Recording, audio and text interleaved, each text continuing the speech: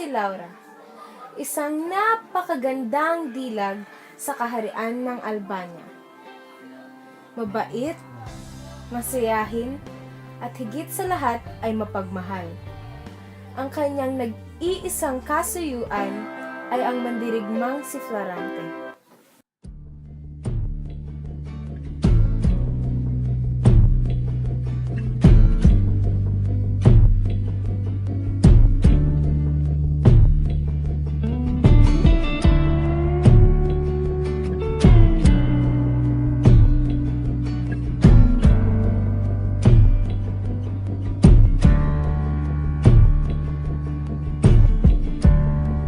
Settle down with me, cover me up, cuddle me in, lie down with me and hold me in your arms, and your heart's against my chest, lips pressed to my neck. I'm falling for your eyes, but they don't know me yet. I'm with a feeling I forget. Isang araw, sa gitna ng digmaan, ang mandirigmang si Florante ay nahuli ng isa sa mga Henero.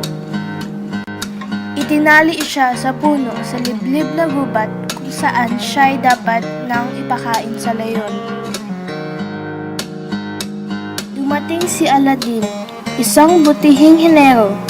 Pinatay niya ang leyon na handa ng kainin si Florante at tinanggal niya ang pagkatali sa puno.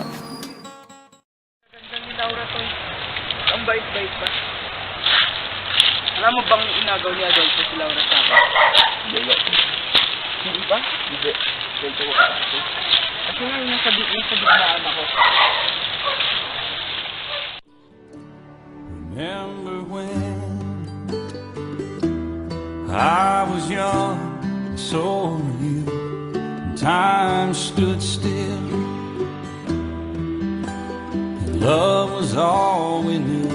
You were the first, so was I. We made love and then you cried. Remember. Ako ng karir pang sumama sa pag-ibig ito. Nakakuha si Adolfo ng pagkakataon upang magawin sa akin ang mahal kong sila. Napakatuto naman ni Adolfo. Paalam na, kaibigan, mauna na ako.